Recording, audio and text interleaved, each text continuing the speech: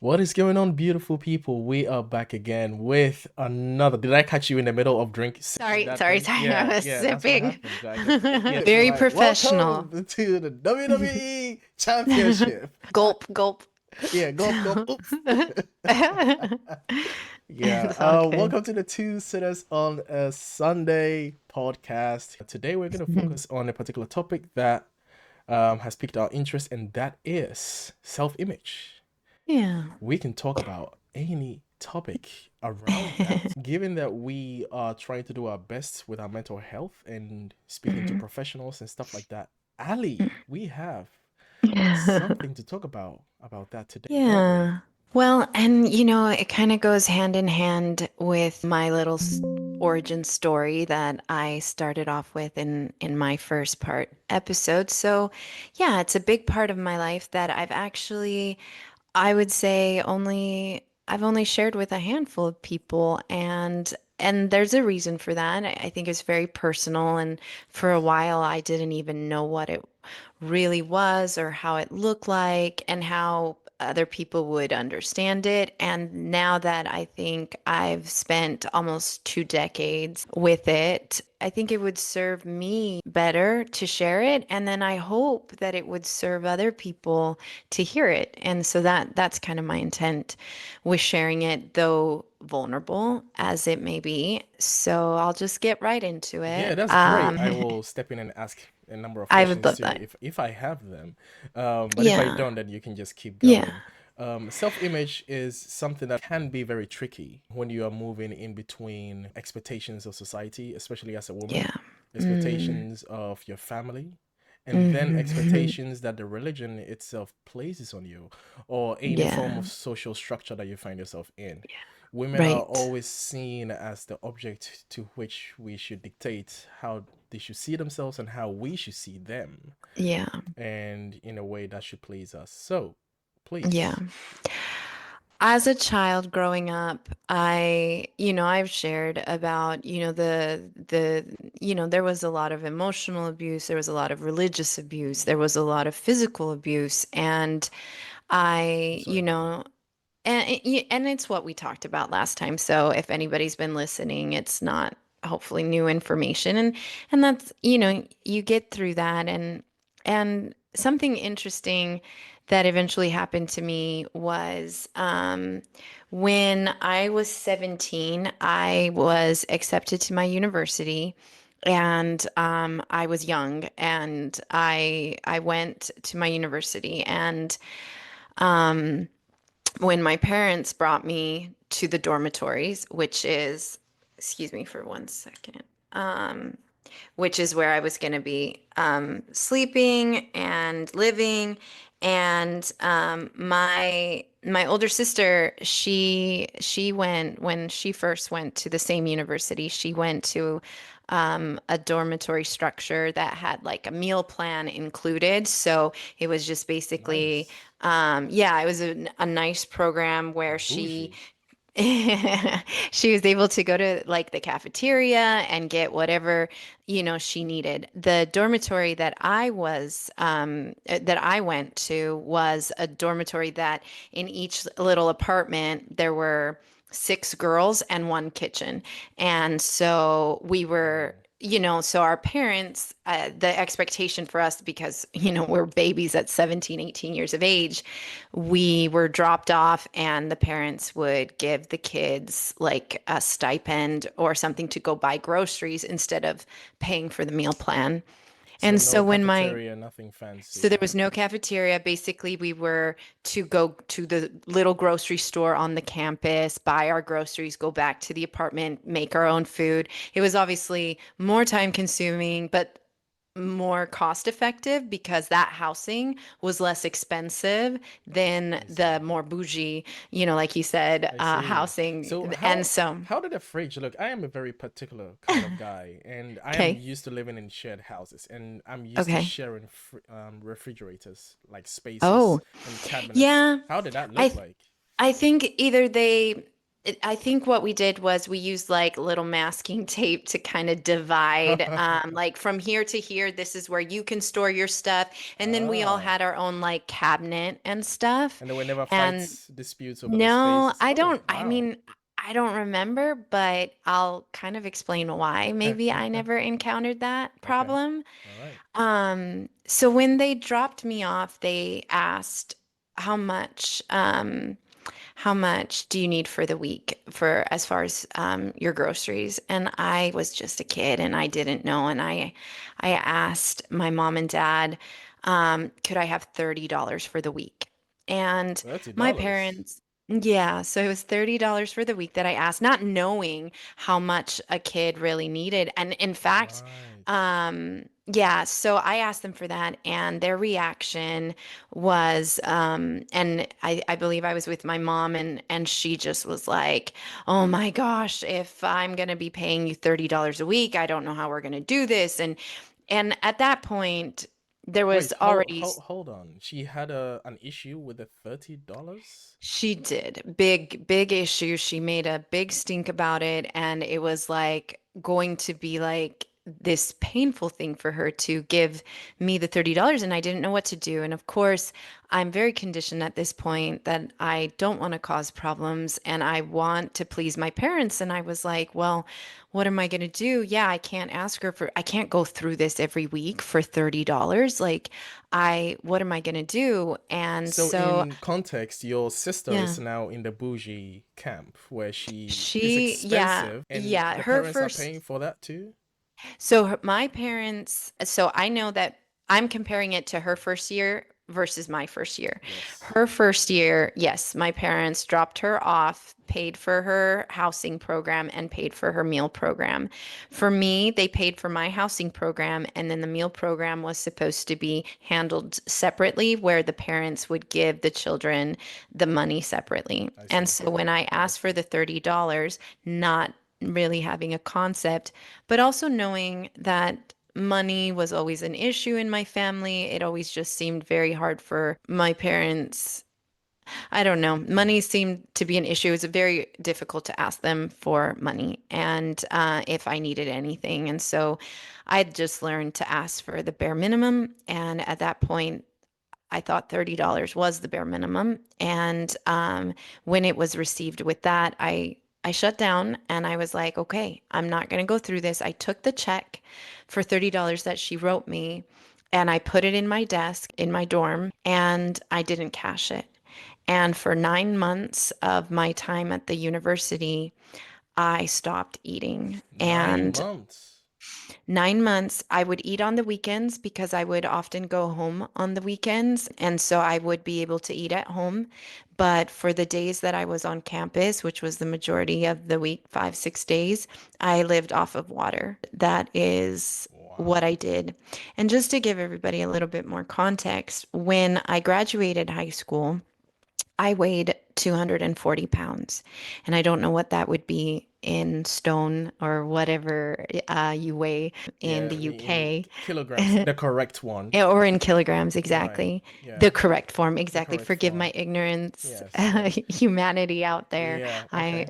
the Okay. American is showing, but that's how much I weighed. And I did Okay. not get there because of any other reason. As a mother now, I look back and I know that I got up to 240 pounds because I was very neglected and nobody was really teaching me how to eat or taking the time to make sure that I was getting the proper nutrition. My parents were very much focused on other things. And I think I also not feeling loved, feeling all that, what we talked about in the last time that I shared my story, Mm, that expectation of never being enough. I think my coping mechanism was to just eat, and I did not eat right. in a good way. And so I never learned that, and I got bigger over time and went to university at that weight point. And over the course of those 9 months, I dropped 120 pounds. So I dropped half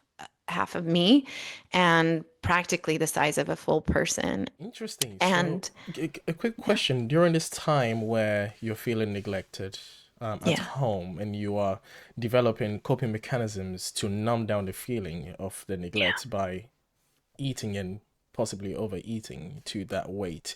Were you getting some comments from your parents during that time before you got to university, or even Oh, during that yes. time? Right. Oh, So yes. you Oh, were being yeah. neglected whilst being criticized Oh, for yes, that. Right. absolutely. So, yeah, I was very much my dad had a nickname for me and he would Wow. and it was Gigi, and that stood for grassa girl, which means fat girl in Italian. Wow. Very, very And creative.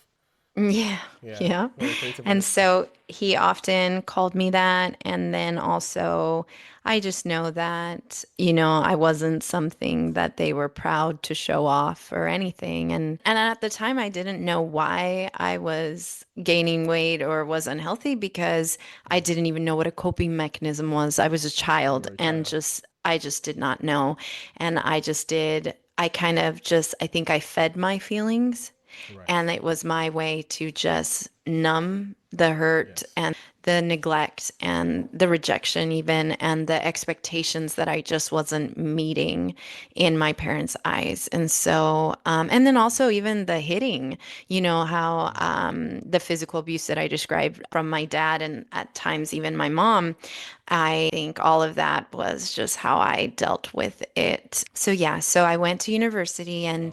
and that's when I basically restricted my eating and I didn't have any money and I didn't have any way. So at first it was just, hey, look at me. I'm such a good daughter. I'm not asking my parents for money. And so I am saving them this amount of money. I'm awesome. And Mm. I didn't think anything of it. And the irony is, Evans, is that when I began university, my mother was also beginning her master's program at the same university. So she was on campus several days of the week and we would run into each other. And she saw this body slowly lose weight over time. Not only that, but my father worked at the university Okay. and he was there every day, not every other day like my mom, but he was there every day. And not once did he ever say, do you need $5? Do you Wow. want to go to lunch with me? Do you want anything? Like it was nothing. And the other irony is the fourth family member, there's just the four of us in my family. Hmm. My sister was in her final year at university at that point. I see. And also, I believe she only came to see me one time in the full 9 months. And I understand everybody had their life, everybody was doing their own thing and going in different directions, but nobody in that whole time period, they just, Wow. nobody said anything. And they just saw this person just slowly withered down to half her size, and nobody said anything. And Wow. the thing that blows my mind the most now as a parent is that they knew very well that they weren't giving me money. They knew very well that 9 months and weeks upon weeks were going by, and nobody asked me if I needed any money. Wow. It was almost like they were aware of what was going on and they didn't do anything about it. And of course, I'm a child. And so I'm thinking, like, my whole thought is, I am saving them money. That makes me a good kid. Yes. And so that was my mentality. They knew they were supposed to give me money. They knew I'm supposed to eat. I never even had one phone call where they said, hey, how are you doing? Did you eat today? What'd you eat? Like the questions that I ask my children all the time, like when they come home from school, I'm like, hey, did you eat your lunch? How are you feeling? Do you need a snack? What do you want for dinner? These are conversations that we have. I can't even fathom sending them off to college and not, first of all, making sure that they have money in their bank account that they can use because they're still my children and I want them to have their basic needs met, first of all. But then, second of all, I'd want to be asking them, are you eating? Are you making sure that? are you making sure that you're okay? Just Are check you making sure? base. Yeah. Yeah, like obviously moving to university is a big deal. It's Mm. a big change from the comfort of home. And so like as a parent, I think it's our responsibility to make sure that our kids are, going to be taken care of. It And so is. that's why this is insane for me looking back now, how I went those 9 months with none of that. And Just to understand, you have $30 now. Was that I do. monthly? $30 is what I asked for the week. And Right, for the week. Okay. I asked for it. She wrote me a check. I put it in this was before like electronic stuff. This was back Right, in right. the early 2000s, okay? Okay. I think how parents were doing it is either maybe they did do like a bank account type thing, but I didn't have that. My Okay. parents would have had to either give me $30 in cash or write me a check. And they also saw that I never cashed that check. They would have S- seen that. Right. And So, then every week they okay. never offered me more money and I never asked for anything They never else. offered you, so it wasn't $30 every week. So to say, oh, hey, here's another $30 this week. Here's another $30 this They week. never did that. Nope. For 9 months. Okay. Well, Nine, parents of the yeah. year, definitely. Yeah. So I never cashed the original $30. So for Wow. 9 months, they didn't spend a penny on my food and they So, never so asked you why. had one check I had one of check thirty total for the dollars year. for nine That's it. months. Yeah. And I probably still have it somewhere in the You house. never I I cashed it. I never cashed it. I kept it You need to and frame I might, it. yeah. I probably have it somewhere in my house because Oh my goodness. over time, it became very symbolic for me, Yeah. that check. And but again, at the time I just thought, hey, this is great. And then when I started losing the weight, I started thinking, hey, this is a win-win. I'm saving my parents money and I'm losing weight.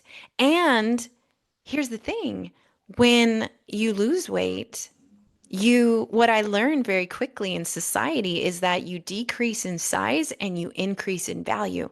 I started Mm. getting noticed by boys.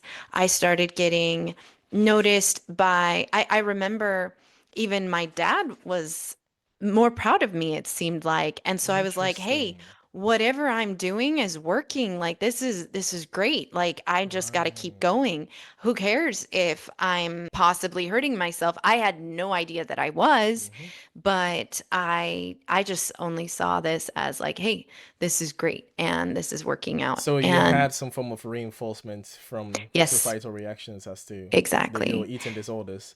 Did you Yes. in those times was your mentality like, oh hey, I'm doing something for my parents to be proud of me by saving the money and also hey, I'm losing the weight? Or Mhm. and did you have some mindset to say, well, they really should be doing more. Why are they not doing this? Not a single So no one moment is not a right. single moment did I think that they should be doing anything. Wow. I honestly just thought this is good for me. This is what I should be doing. It makes them happy. And at the start, it wasn't about losing weight. I never had Mm. that intention. It was just about not bothering them for some money for food. I just Because didn't want to deal because with of the that. first reaction your mother gave you when you asked for the $30. I wish it was Evans, but Mm. if I have to be honest, it was years of it. It was Right, years of right, me right. asking for money or like, hey, I wanted to buy a new this. Could I get this? And it was always such a labor to ask for anything that when we got to the rock bottom, when it became, now I'm going to have to beg for food, I can't do this anymore. So I think for Wow. me, it was just clearly out of exhaustion of Mm. I can't do this every week. I can't ask them every week for $30. I won't. And so we're just talking, I wasn't even asking them for like new clothes or new pair of socks or anything at that point. We had reached Wow. rock bottom. For me, it was like, yeah, I'm done. But then I started seeing the shedding of the weight. And Hmm. then I was like, ooh, hey, this is serving a second purpose. And Yes. that second purpose is I'm losing weight and therefore maybe they will love me more. Maybe other people will love me as well. And so I started to see that benefit. And so I kept going. And that is when not only did I continue to restrict my eating, but I then began exercising. So I added the element of physical movement to it, which increased my weight loss. So I combined both depriving my body of food and increasing my body of physical activity. And then the weight continued to go down and down and down. And again, nobody's saying anything, nobody's doing anything. And I'm a Interesting. kid and I didn't So, know. so all this time, how is your social dynamics at school? Friendships and like people, Yeah. how was that? Like, did you have some good friends at least to have that as some form of like nurturing point? Can I tell you, like, I had the best group of friends in high school, and the funny thing is that I never struggled with friendships. The same people that loved me when I was at 240 pounds loved me at 110 pounds Wow. or whatever weight I was ever at. And I've never, ever had an issue when it came to that. I just had really, really good friends. To be honest, I also had guys that were interested in me when I was overweight. And so, like, that really wasn't that big of a shift for Okay. me. My friendships stayed the same, and those people were really good to me. I think that these friends also noticed. Clearly, they noticed. I mean, you go from 240 to 120. There was a big deal. Yeah, Nobody really? wanted to. Like they Yeah, noticed that it's like Clark Kent and Superman, you put the glasses, right? that's It's like a right. very No, it minor wasn't that change. subtle. But they never asked, I think, because they were also children. We were all children. We didn't know Right. what was happening. And so I don't blame any of my roommates. I don't blame anybody of my peer group for not asking Okay. because we were all children and they probably were like, I don't know what's going on with Yeah. Allie, but like I hold now as a parent, I hold the square responsibility on the shoulders of my parents because they were the adults in the situation and they didn't take care of me. So then I got through that and I remember that that summer, that first summer, I really wanted to go see my grandma and my aunt. I hadn't seen them in probably, I want to say 6 years. They all lived in Italy and I was very close to my grandma and I just wanted to go see them. And I knew that my dad now was proud of me. And so he was Okay. like, yeah, like I'm okay with you going to see them. You're not going to embarrass me by, the way that you look. And so I was like, this is great. I And see. I saved money and I was able to buy my plane ticket and I was ready to go. Still no support from No, them. no, no, no, no, no. At that point, I had gotten myself a job, and so I was Okay. able to fund my own plane ticket. And a couple days before, it became the elephant in the room that my parents knew existed. And my dad started freaking out. He just went on a tirade. He was like, you have an eating disorder. You are going to embarrass me in front of my family. Oh. I am not going to let you go. This is like, you're going to bring shame upon my family. This is not okay. Because at that point, I think he realized, well, crap, she's now going to go to my family. Yeah, she looks great, but she's got a problem that we've all know Uh-huh. she has. And because at this point, I wasn't eating. I still was not eating. I had lost maybe 120 pounds and I weighed 120 Wow. pounds, but I did not know how to feed myself. The only thing that I knew at that point was how to starve myself. And I How had old done were it for you? so, How old were at you this here? point, I'm 18. At this point, Wow. I'm just 18 years old. I didn't know how to feed myself. I thought I had, at this point, completely wrecked my biological clock. I didn't even know when it was time to eat, if I had to eat. And I just knew starvation. And so I begged my dad. I said, please, please, please, dad, I really just want to go to Italy. I want to see my grandma. Please let me go. And I said, I promise you, I will eat. I will eat. He Okay. allowed it. And I got on that airplane. And from that day forward, even if it was just one apple a day, I began to eat again. And so this was about a year into almost a full year of this eating disorder. And that's when I began to eat again. And maybe at first it was just one apple a day. And then I started to increase after that. And I did the best that I could. And I came back from that trip and I've never not eaten since that day. And not Wow. a day has gone by where I haven't eaten. Now, Oh, wow. Okay. with that said, it's now been 22 years of me having to work on the mental health aspect that comes with an eating disorder, the physical aspect that comes with an eating disorders. And as my therapist would tell you, eating disorders are the most difficult mental disorders that you can treat. Wow. The reason for that is just because it's both a disorder that affects your health, your physical health that keeps you going and alive, and your mental health.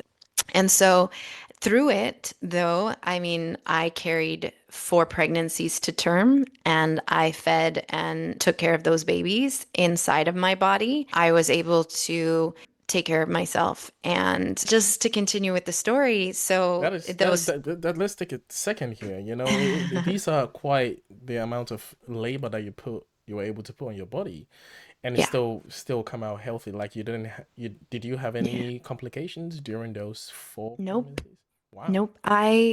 It's interesting because even in therapy, as I've been trying to understand it, it's like, it's one of those moments where I knew, I knew that I was carrying a life and I was not thinking of myself. And when I say thinking of myself, this is what I mean. I couldn't think of myself. That's why I deprived myself. I didn't feel like I was worthy to be fed, but I knew Mm. these babies were worthy to be fed. And so I was able to completely feed myself what I needed to sustain these pregnancies and to take care of my boys. But the minute that they came out of me, I defaulted back to like dieting and making sure that I got to look the way that society wanted me to look in order to be loved. But before the Wow. baby age, I kind of wanted to go back because another big moment for me was obviously as I completed university, I went on many dates and I got very serious with one young man. And we actually were engaged and we bought wedding rings and we were heading down that direction. Oh. And unfortunately, he was not a good relationship because he would often point out, let me go back 1 second. When a body gains weight, it obviously, especially when you're young, it'll stretch. And with that comes marks. And that's why they call them stretch marks. And Okay. they were on different parts of my body. And then when you lose weight rapidly, the body doesn't have enough time to retract as if you did it maybe slower.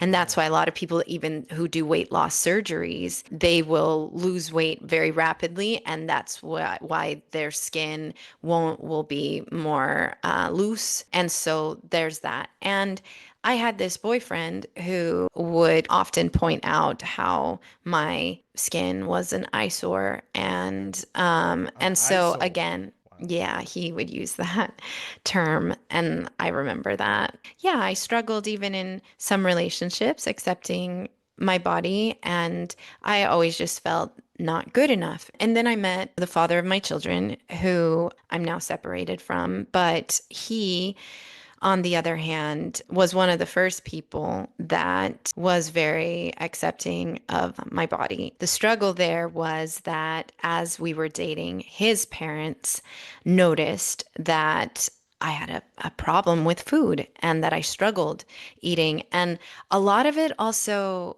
manifested itself in me struggling to eat in front of people because Right. I was Right. always kind of judged for it. I always thought, well, if I eat in front of them and I eat too much, maybe they'll make a comment because that's what I was used to. My parents would make a comment. Ah, And so I was always like, oh, I've always been very anxious around food because and it's a mental thing. Nobody's really thinking this. If I were to eat a yeah, meal with you, Evans, you wouldn't give it a second thought what I was eating or how much.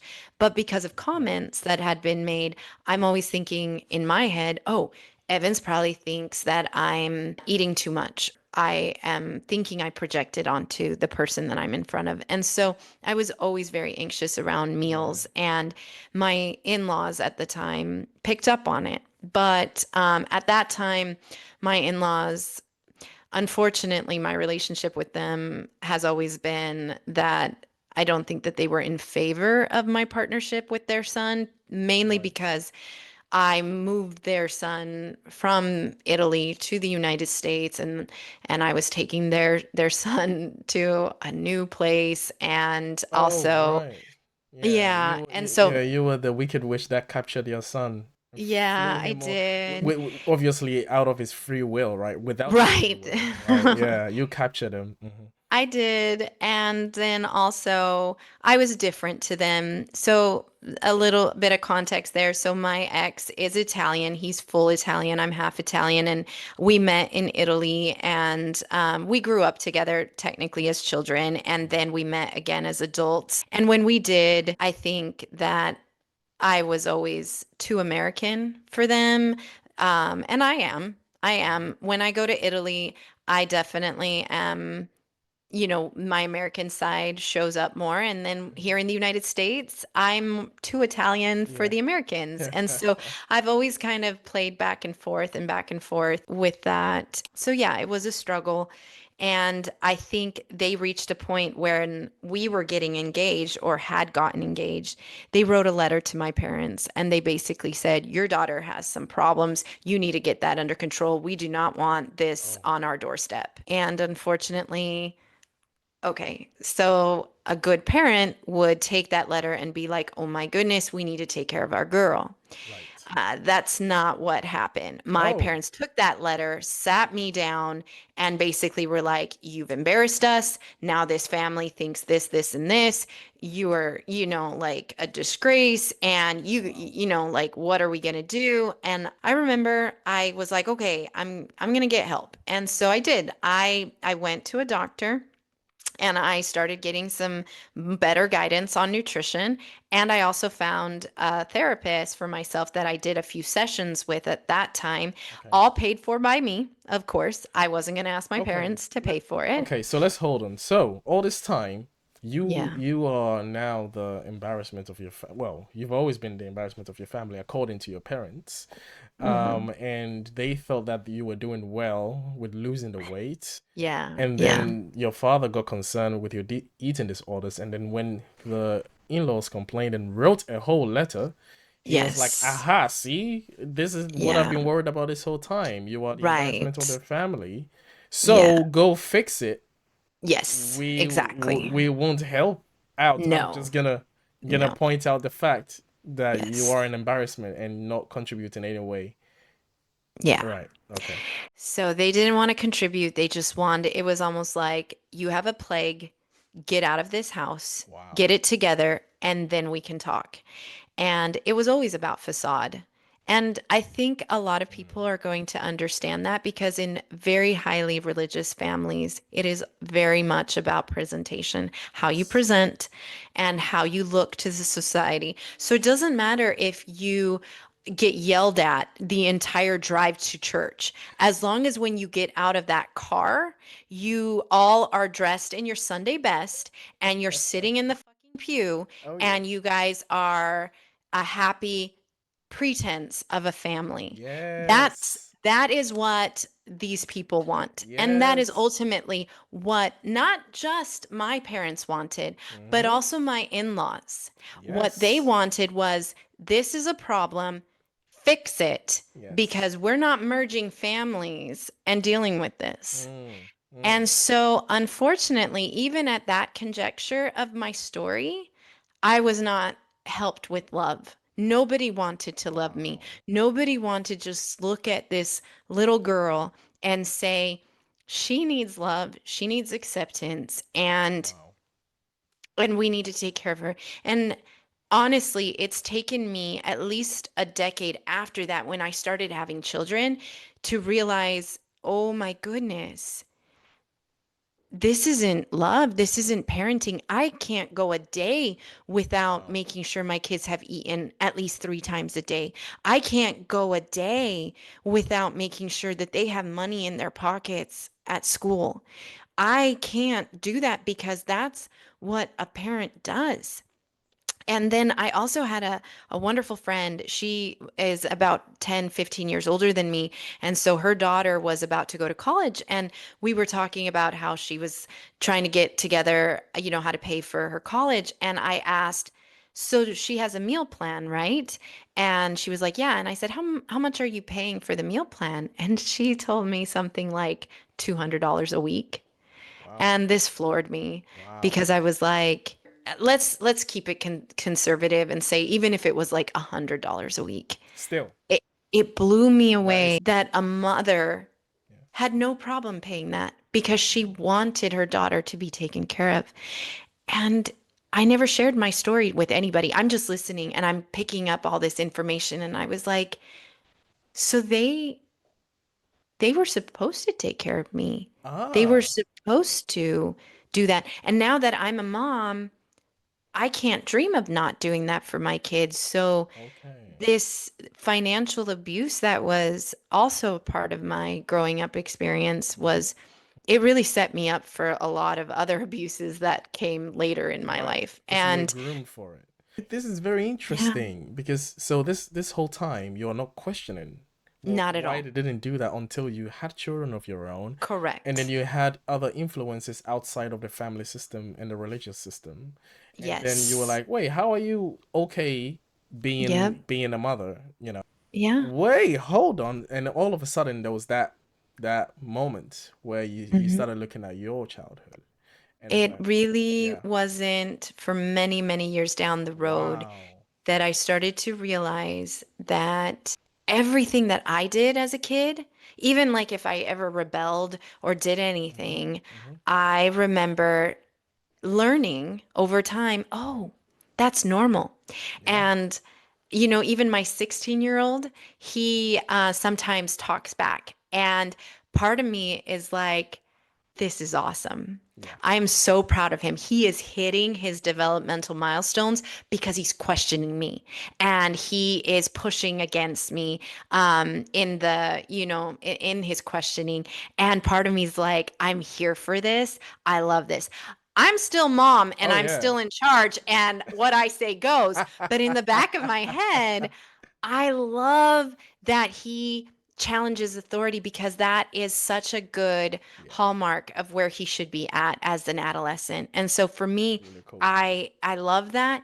I'm proud of him for that. And I am so glad that I've created a safe space where he feels he can do that with me Yes. and we can talk about it and I can reason with him. And I do this with all my kids and I feed all my kids and I make sure that all my kids are Did you always hear that, healthy. people? Did you hear that, people? I She do. feeds her kids. It is Oh my goodness. It's crazy, but I groundbreaking, do it. revolutionary. Yeah.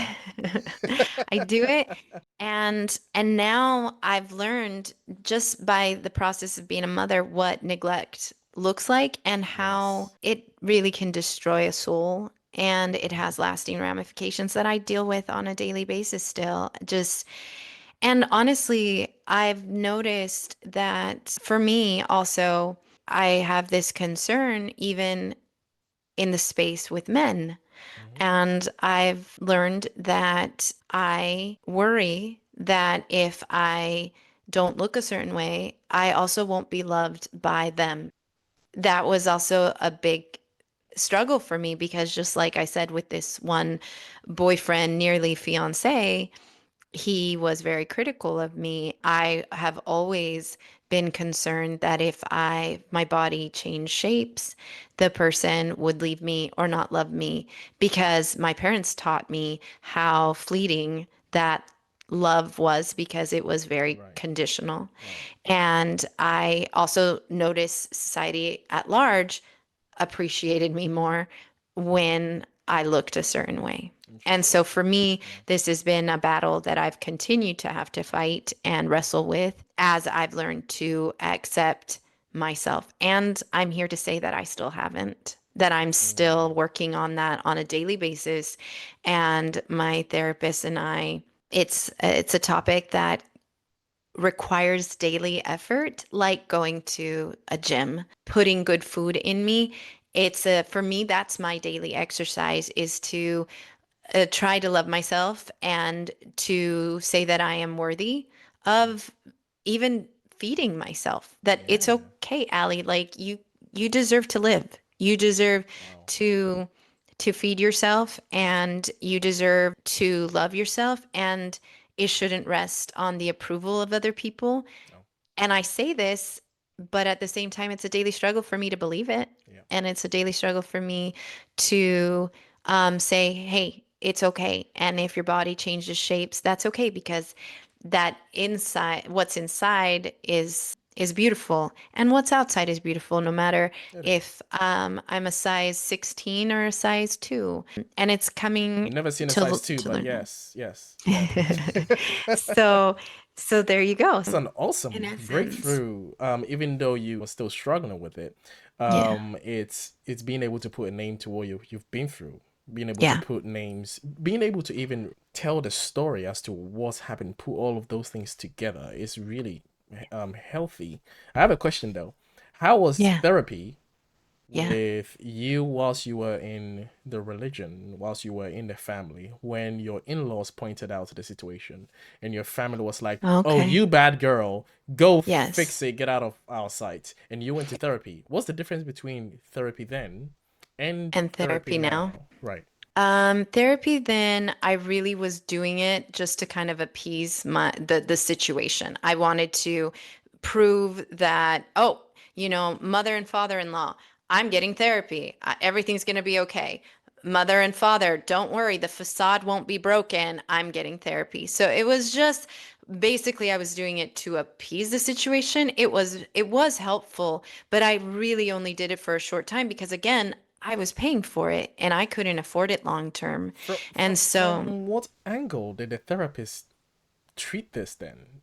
I probably, again, I was, how old was at this point? I was probably 21. Right. So at this point, when my in-laws got involved, I was probably 21 years of age because I was 22 when I got married. So I think at that point, I was still very much, oh, this is a me problem. This has nothing to do with my parents. My parents are saints. They're wonderful people. They are, this, I don't know Mm, what happened. I was mm, protecting them just like I've been right. protecting them all these years. And it was very much not. Therapy is only effective if you're willing to do the work, tell the truth, be raw, peel back the layers, be true to yourself, be vulnerable. It's the only way that it's going to work. If Yes. you're holding back, if you're not being honest with yourself, if you're not owning it, Hmm. you are never going to get healthy. And at that time, that was not what therapy was about for me. It was just to check the boxes and Yes. to hold up the facade Yeah. of my family that my family needed me to hold up. Yes. And that was the only purpose. So even if that therapist was doing everything that they could, I probably was not doing everything that I Interesting. could. Ah, So at that time, I do not think that therapy did very much for me, maybe just a little bit. okay. Okay. And then it wasn't years later until I have now become an adult and also started picking up on, like I said, these moments of realization where, like, oh, that was not okay. And I would never do that as a parent. And here are the ramifications of it. And this is why I hate my body. And this is why I have a hard time even looking at myself naked or Right. anything because I don't like myself. I didn't like myself overweight and I don't like myself now at 110 pounds. Wow. And that's the thing, that's the work that I'm doing. The beauty is that in therapy, I do my homework assignments like no, Allie, you need to go out and buy yourself something sexy and you need to, Oh and yeah. for yourself Oh yeah. and not for a man, but for yourself. Like, and how do you feel with that? And then I do other things like look at myself in the mirror and try to get comfortable with myself in my underwear or whatever. But for me, not Yes. for humanity and not for a man. It's Yes. for me. And I need to get grow comfortable with how I look and how I am. And I have to tell myself it's okay if I eat certain things. And I have also learned that the people that really do love me, I can eat in front of them Hmm. easier. It's still very hard, Yeah. but it's a lot easier for me because I know that they're not there to judge me and they're just there to love me and they don't care what I'm eating. And if I'm eating a salad or if I'm eating a chocolate bar, they're not gonna, they love me no matter what I'm eating. Yes. And learning that and accepting that and actually believing that has been a whole challenge of its Wow. own to be able to look at the person in front of me and say, I believe you when you tell me that you think I'm beautiful. I believe you when Wow. you tell me you're not judging what I'm eating has been work that is still in progress, but it's what I'm striving Wow. to do because the more I do that, the more I think I'm going to shed the shame that I think I have tied up into my body. And I want, my goal would be to just wake up one day and just be like, it doesn't matter what I look like, I'm awesome. And there are days that I do feel that way. Actually, many more than not, especially as I do this work That's great. in therapy. And I don't want to tie it to the approval of parents, and I don't want to tie it to the approval of a man. I want to show up how I want to show up, and I want to be okay with that. But it's not something that will ever go away, Evans. This is like Mm. a mental health thing that I maybe it will get really, really teeny tiny. And that's the goal. That's what I want Yeah. is for it to get teeny tiny. But it's part of my story and it's part of who I am. And that's another moment for me is now when I look at myself in the mirror and I'm like, oh my goodness, all these stretch marks, or I'm not how I wish I looked. I say to myself, girl, but you were starved for a year and you And you are still here. rose back and you are Yeah. still So here. you were stopped for Exactly. a year. I, and there were moments where I couldn't breathe. Like taking a shower when I was depriving myself was too much work for me. I couldn't get up off the floor of my shower because Ah. just the water raining down on me was so heavy on my little body. And Wow. I had to relearn how to eat all on my own and I had to relearn how to exercise properly and how to train my body and I had to do all of that on my own and it's still here. And Yeah. then also this body, I was able to carry four babies in this Yes. body. And that was no little feat. And that body expanded and that body retracted again. And all of that takes a toll on my body. And Yeah. I'm proud now of my body on good days. On good days. Right. Let's be clear. On good days, I'm proud of what my body has accomplished and I'm even proud that it went through this eating disorder because it's part of my story and I know that there are girls out there that are struggling with that. One of the biggest things that was frustrating for me is that a lot of people just see me as me, right? How I am right now, very thin, and how I am. And I get comments sometimes, oh, you have no idea what it's like to have to worry about what you eat, or you have no idea what it's like to weigh this amount of weight. And in my head, I always thought, oh, actually, I do. Mm, Actually, I kind of do. I'm kind of an And that's the expert myself. beauty. Yeah. And that's the beauty of this podcast is that I think I'm finally at a point where I'm ready to say, actually, I do. Mm. Actually, I know exactly what it's like to be overweight in a society that Yeah.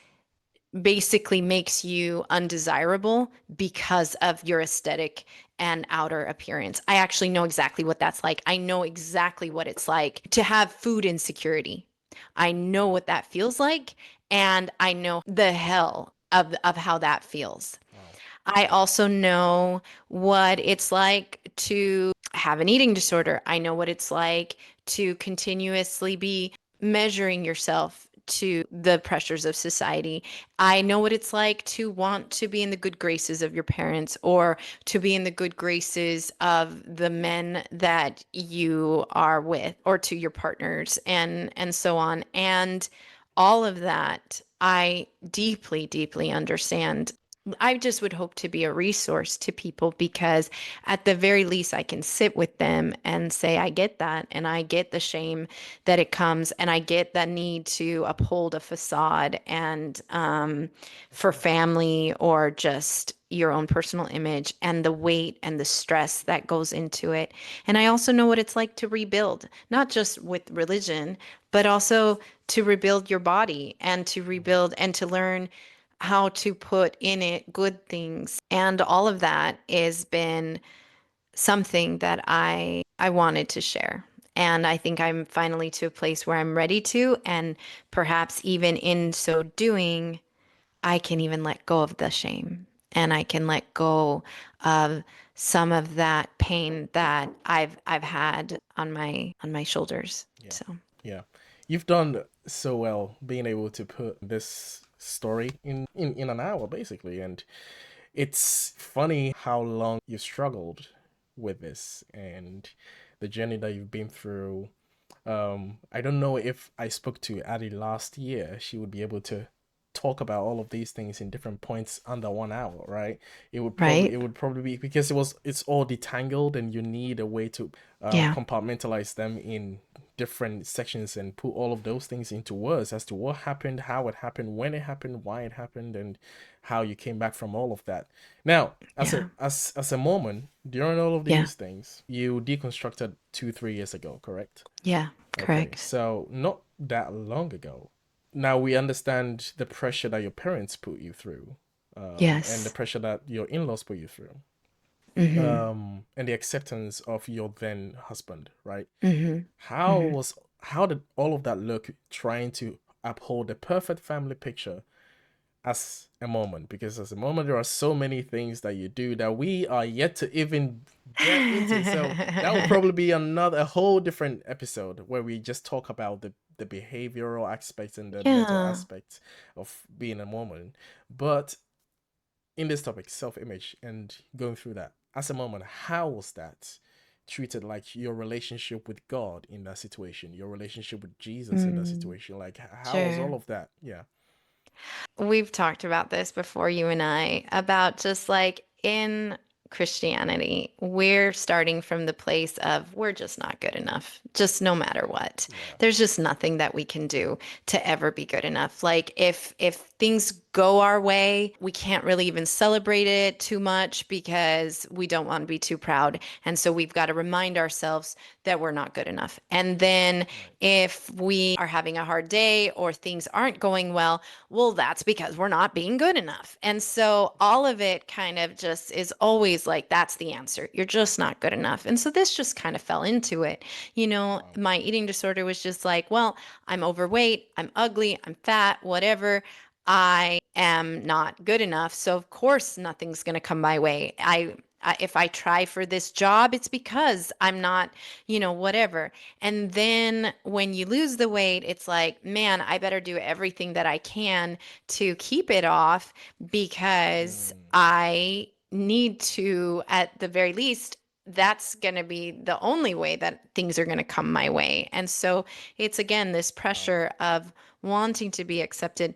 And then also in the faith, I often felt like, well, if I presented a certain way, perhaps then the people will see me and Yes. give me opportunities. And but I Um. don't know if that's so much a Mormon thing or if that's just society at large Yes. that kind of infiltrates into any organization where it's like you just feel like, well, the leader of this branch or whatever might notice me and give me an opportunity if I look and present a certain way. So I Oh. feel like that would be across the board. I don't know if I really felt that within Mormonism, Mm-hmm. any pressure that affected my eating. I think in Mormonism, it was just the facade, the Hmm. ever exhausting facade. Like I said, getting yelled at all the way to church just to get out of the car and present as like a happy Picture couple or a perfect family. happy Mm-hmm. family. It was just like, this is ridiculous. And I always struggled with that, ironically. I always wanted to be authentic. So I'm the kind of a person that I'm going to get out of the vehicle and continue the fight up until we get into our seat. Like Yes, the fight like is happening. exactly, but not when I was Mormon. In Mormonism, that Mm. wasn't allowed. That nope, you need to stop and you need to do that. And as I'm finding my voice here in the past 3 years or whatever, I'm like, I'm realizing no, I want to show up genuinely. And here's the trade-off, Evans, that I found. If you want Allie to be passionate, if you want Allie to be excited, be joyful and spiritual and all the things, you have to accept Allie also when she's sad and when Oh yeah. she's angry and when she's hurting. And those things come hand in hand. And that's kind of like how I want to be in my second act. I want to feel the feelings and I want to be how that person is. And I've noticed that the people that are there for it are my people. There aren't that many, Mm. but they allow me to be. And that's what I want for the next part of my life is Uh-huh. to be surrounded by the people that champion authenticity and don't try to curb it. They're the people that want to see me in all of my feelings and not tell me to be less, not fully me. Yeah, And I was gonna say see you in all your glory, but then my mind went, "Whoa, hold on, no, what?" no, no, no. um, I feel like I have now, I just turned 40. Really? Today's my half birthday, so I'm 40 and a half. But the funny thing is Wow. that where I'm at is I don't know how much of life I have left. And I'm definitely not going to spend it worrying about making sure everybody else in the room is okay and making myself smaller so that Mm. they can feel bigger. And I just don't have the energy for that anymore. And so, like, looking at like my in-laws, if they need me to present a certain way, I can't anymore. And Mm. if my parents needed me to present a certain way, I can't do that anymore. I can only now show up as me and bring to the table everything that I have to offer that I think is a good deal. And I want to be at a table where the people at it are saying to me, I want what she has to offer. And I'm okay because now it's about, quality, not quantity. And if that means that I have less friends, but they actually like me in all my glory, then I'm good Oh, with those there are people. children listening to this, Ali. I don't know what you mean by that. I'm using that in its literal sense, not in any, See, now you're gonna other make sense. now you're gonna make children go ask their parents, "Mommy, what does glory mean?" Yeah, that's not what I meant. Anyway, so life is just too short, right, Evans? It's just too short It to is. now waste it on these things. And even on body image, I do not for 1 second want to minimize this mental struggle that women, especially girls like me, face. But at the same time, and this is for me to hear just as much, it's just not worth it. It's not worth it if you're doing it because of another person or for an organization or anything else. Like be healthy, of course. Take care of yourself, of course. Do it the right way. Get help, even if you're 40. I'm still getting help. I get help from doctors. I see them every 6 months. And because I want to make sure that I'm getting the right vitamins. I want to make Mm. sure that I'm getting the right nutrients, that my body's on track. And I do that for myself, but also because I've got 5 children and I want to be the best mom, and I want to be a mom that's here for as long as possible. And so to me, that's of utmost importance. But hand in hand with that, I need the therapy that helps me work through the shame, that Yeah. helps me work through the acceptance of my body, to praise it and be proud of it for what it's gotten me through, not be ashamed of it and just say, you know what, body, like you lasted through an eating disorder. You lasted through starvation. You've lasted through rebuilding of your body. And my goodness, it's a resilient body. Not only that, but you carried life and you did all these things and like go you Yeah. and now honor that body. Don't Mm. neglect it. The days of neglect are over. Now it's about making sure that you take care of it and you get to rejoice in it. And that's a funny word. I shouldn't have used that We word. have to But rejoice. praise the body, praise it.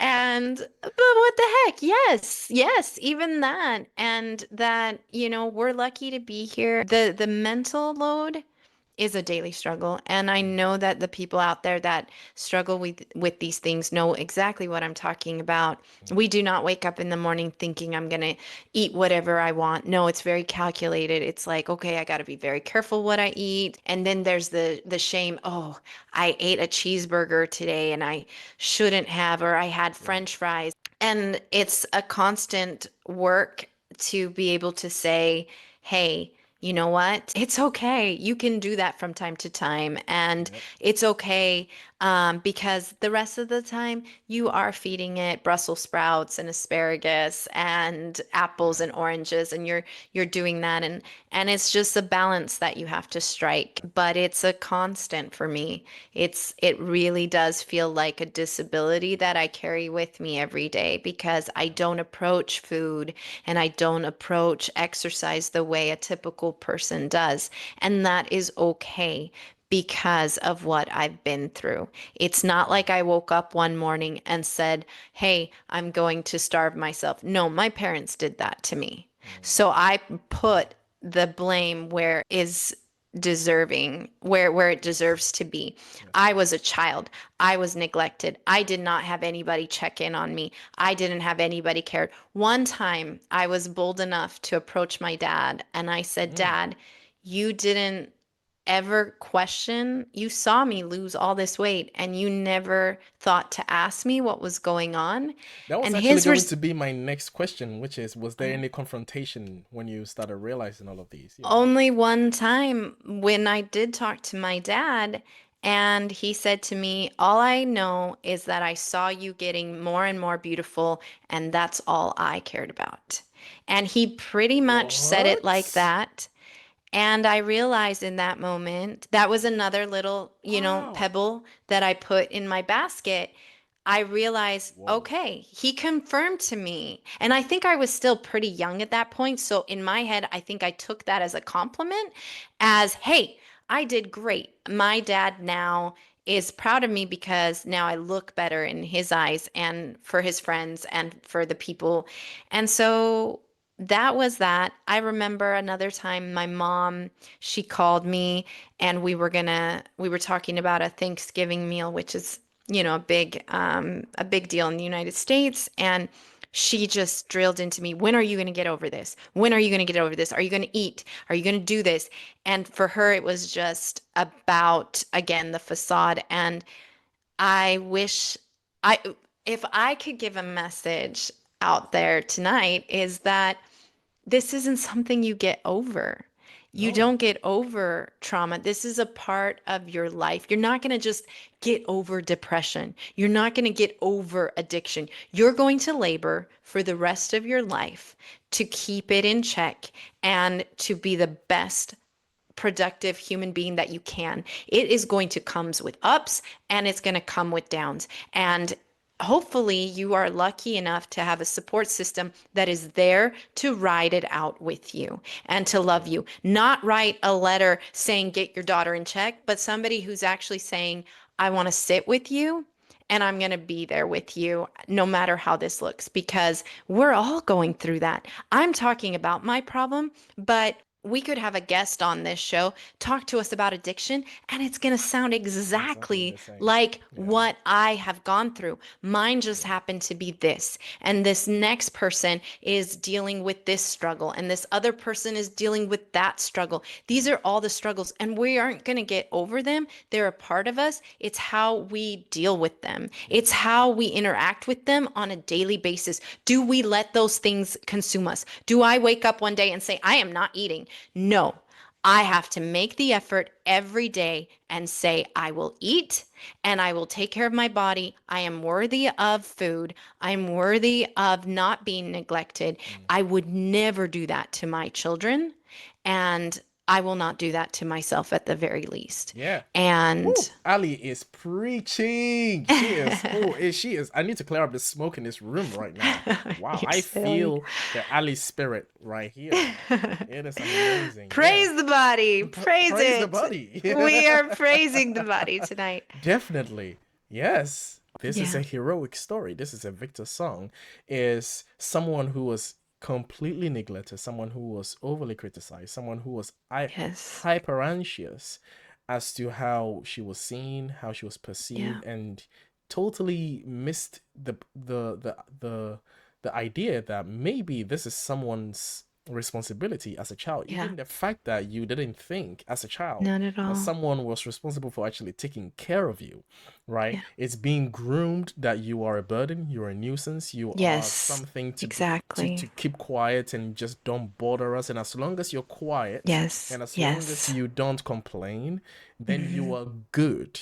Because Yes. silence means good when it comes to dysfunctional Yeah. family systems and dysfunctional social Correct. structures. Silence means good. You're a good child. And that brings me to kind of like a cultural reference when it comes to where I come from in Ghana. A lot of the time, those things, those traits, when are seen in people, are the same way termed as, oh, this is a good boy, this is a good child, this is a good woman. Oh, this woman, she really doesn't like trouble. She doesn't like to make trouble. She's always quiet. Hmm. She's always in her Yeah. own corner. She's a good person because she is silent. Yes.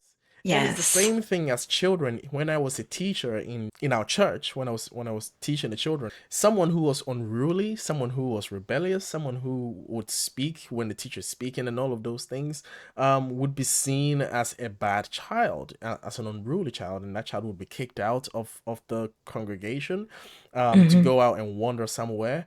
And the child that is most quiet, that is most to herself or to himself, would be Yeah. considered as, oh, look at that child. I like that child because Hmm. she or he does not bother me so much. Hmm. And that makes Yeah. me feel like I am in control of the situation because this person is not becoming an uncontrolled variable that I cannot unforesee. So it's that thing where it's like I'm controlling the scene now, and I don't want anyone to change the script because I have the script. I'm in control. So if you as a child change the script, you are now making me uncomfortable. I have to feel in control again. So Yeah. therefore, you are bad. You're going off the script. So the child will be dubbed as a bad child. Meanwhile, I have Hmm. I have absolutely no idea. I had absolutely no idea at the early stage, before my deconstruction, that these children were probably being abused at home. Hmm. These children were coming Hmm. to church with frowns Yeah. on their faces. Correct. Yeah. These children were coming to church with, like, the way you see the way they are dressed, you can tell that their parents didn't Yeah. even look at them to dress them Yeah. when they came. Hmm. Hmm. Like these children were coming to church hungry, Hmm. and Hmm. there were so many things that were happening at home, which Yeah. I later on started to feel towards during my deconstruction, because I not only did I deconstruct religion, I also deconstructed my family. So Yeah. that's what happened, and I started to realize the dysfunction and what it can actually happen, and how it can cause children to actually be fall into those categories that those high level social structures deem as good child versus bad child. It's the child that can be easily controlled, is quiet enough, does not question, does not think for himself or herself, just goes according to what the crowd is saying, and just remain visible enough to be controlled, invisible most of the time when they are being controlled. And a child that is more visible and speaks up is a bad child. And Yeah. you, Ali, were a bad child. Yeah. Unfortunately, and well, fortunately, for because of the high demand or high level control of the family Yeah. system that you were, and that Hmm. was not kind to you. This is something bad and cruel that happened to you. Yeah. Hmm. You were being subjected to unfair and unloving and unparented Hmm. situation. That's where you were being subjected to, and no parent should ever Hmm. look at you, no Yeah. parent of you should ever look back at you as to what you have achieved and ever sit back with a smile on their face and say, I did that, or I am proud of that. They shouldn't be able to do that. They have absolutely no right to claim that they are proud of you in any way. They have no right. No one in your family that neglected you has the right to come to you and say, hey, I'm proud of you. No, shut up and sit down the same way you were when I was going through those struggles. No, you shut up and sit down and let the people Yeah. that actually care for me and were there for me and will be there for me be proud of me, because those are the people's opinions that actually matter. And I am proud of you, Ali. I really am. I really am proud of you. You are an amazing human being. You've really demonstrated what humanity is really about. The very thing that high level demand social structures try to stifle. You have gone through all of that and prevailed. So even in your good days or your bad days, that mark is still there. This is the mark you've left on the planet, you know? And honestly, I've started to look at even the marks on my body like that, where I look Yes. at them and I say, you know what? I broke the cycles. I do not hurt my children. I don't physically hit them. I don't emotionally abuse or neglect them. And I will always feed them. And in fact, I enjoy nurturing them, nourishing them. I enjoy making sure that they are okay. And it's my greatest honor to be their mother. And I would never in a million years perpetuate these cycles that were handed to me. And I don't know how I was able to do it. I honestly don't. I just know that possibly I've just really just known that that's just not the person that I am, nor do I want to be that way. And I want to help other people if I can by sharing my story. I think it doesn't serve me anymore. So I want to let it out Yeah. and let people know because when we started this podcast, my main motivation was that I want my kids to know these things. I want them to understand why mom is the way that she is and why, she has the relationship with food that she has. I want the story to be clear. I didn't wake up this way, but I wake up this way because of what's happened, and I choose every day not to let it repeat, and I won't. And that's just but it's daily work. And anybody out there that is struggling with either body image or eating issues or struggles or addiction or anything like that, it's daily work. Yeah. And some days we lose the fight and some days we have to fight even harder. But honestly, it's exactly what you were saying, Evans.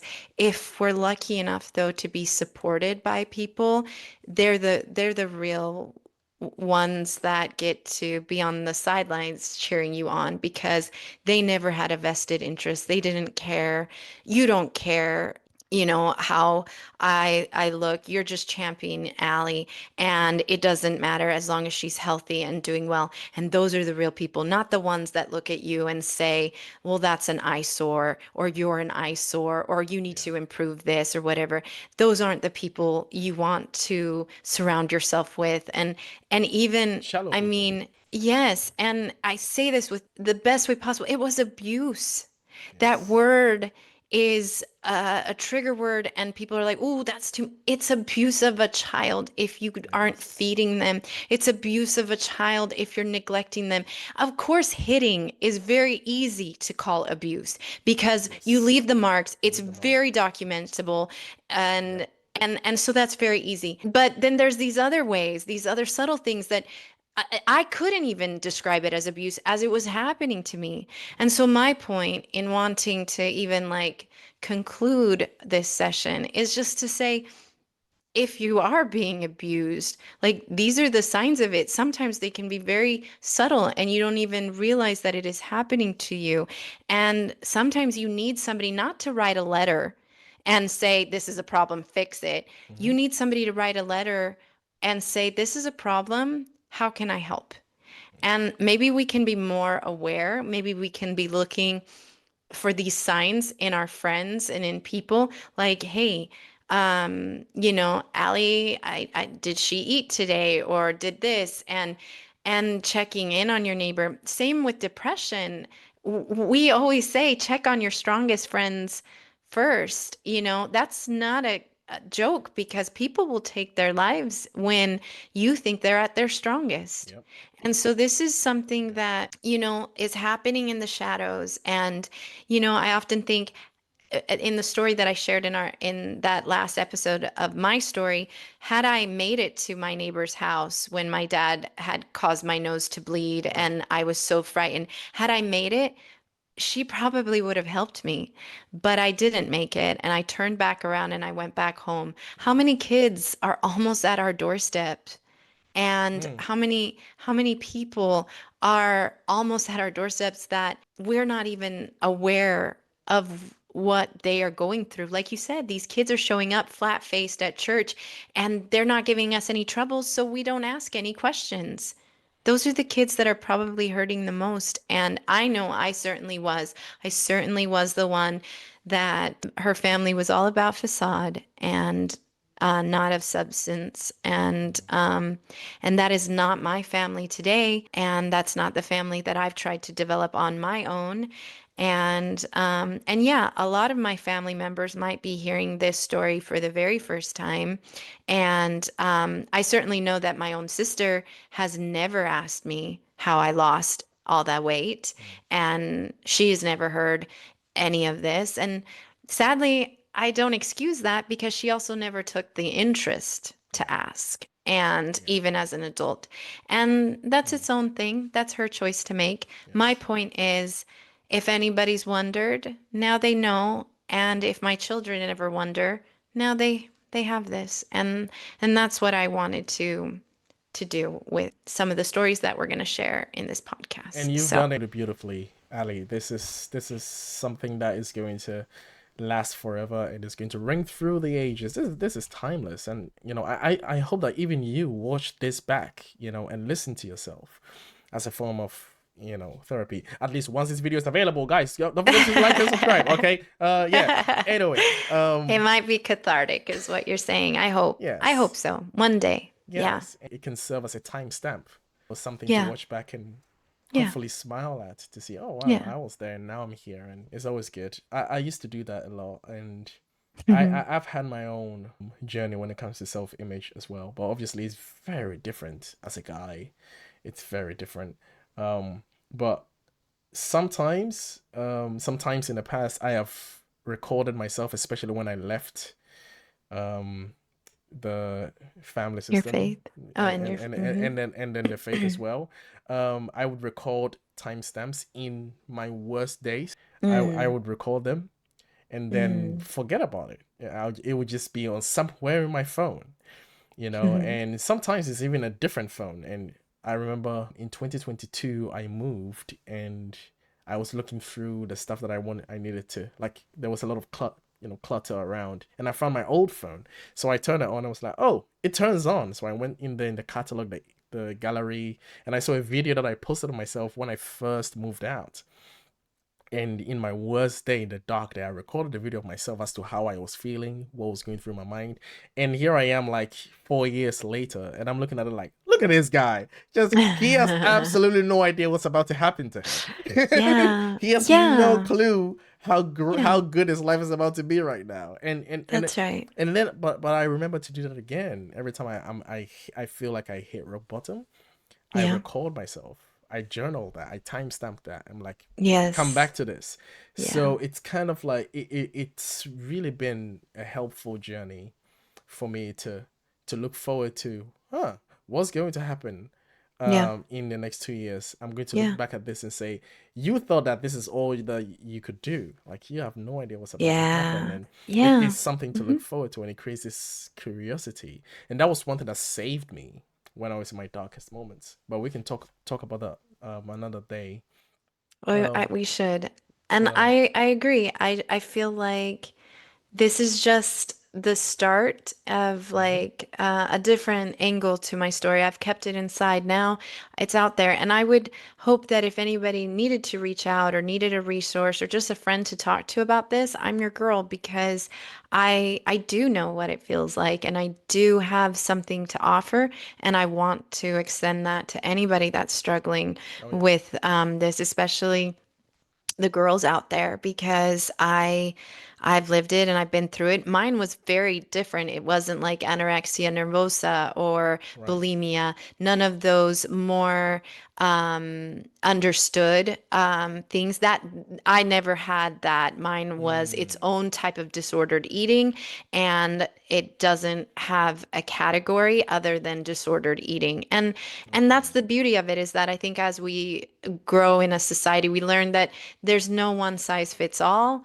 when No. it comes to different things. There's going to be intersections of things that fall into it. And so it's out there. But the point is, the more we tell our stories, the more we share our humanity, the more people can get help and we normalize getting help and Yes. we make getting assistance from health professionals and mental health professionals something that's normal and it's okay and it's actually really good. And I know that I am a work in progress, but man, that progress is assisted so much by my therapist and they are amazing and they help me. Yeah, I'm proud of the work, even though it's really, really hard some days. But I would want anybody to seek for that kind of help because this stuff is very hard and also some of the things we've talked about can be triggering. So obviously listen, we'll add a trigger warning, to the Yes. content of this because obviously body image can elicit a lot of different kinds of responses and reactions to different people. And so I want to be Yes. sensitive to that. But my whole point is to say, hey, I've been through something. If you have, we can do this together. And it's going to be the same with, even faith deconstruction and other things. Like Evans and I have been through it, and we just want to help the next people if we can.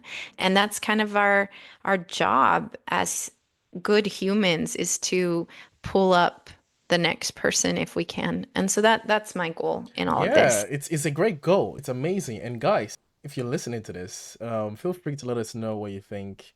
Hmm. If you've experienced something, leave a comment, and also check our bio. You can find our email there if you would like to email us as well with your story, and you want us to talk about something that you've been through. Just let us know too, and don't forget Hmm. to support us by hitting some buttons, some fancy buttons that you see on the screen. Hit Hmm. something. Hit anything. Anything, Anything. anything. Hit the like one, or the arrow one that says share, or the big red one that says subscribe. We are on a journey on this Yeah, podcast. Two sinners on a Sunday, trying yeah. to figure out and challenge narratives that we were groomed by, and the Mhm. best way to live life and win life and thrive. Because that's the point. Is we can talk about the deconstruction and the dark moments. It's also good to talk about the other things, the real life things, the things that everyone goes through, everyday people go through, Mhm. and to see how we are actually moving on without the clutch that society pre-microwaved for you, without your choice to say, this is your pre-microwaved family, you don't have a choice, and this is your pre-microwaved social structure or religion, you don't have a choice. And by the way, these two things will guide you till the day you die, and you shouldn't go away from it, or your life will be absolutely miserable. And we looked at that and we were like, no, we like home cooked food, we don't like microwave food, so we will do our own cooking, thank you very much. And we are doing it by ourselves, and this is what this podcast is about. We're gonna make home cooked food Yeah, ideologies. Okay, all right. I don't know. that's right. I just made a new thing. I love it. um, All right. but Well, I hope thank you you, guys Evans. enjoyed it. And Ali, Yeah. you are a Thank everybody. champion. You are a voice. You are a voice for many, and I really, really respect you. for being Thank you. able to tell your story and to go through that and be a mother of five awesome soldiers. It's Yeah. incredible. I always call Thank them soldiers because they are soldiers in the army of Ali. Oh you. yes. And we are marching up to not Zion, but we are I marching up don't know where we're going. to yes, we are marching up to McDonald's, not McDonald's. No, no, no, no. Healthier A options. healthier option. We are marching up to a I do make them eat their steakhouse. veggies. Oh yeah. So All right, all guys. right. We will Thank see you you. on the We'll next see you next episode. time. See you next time. Goodbye.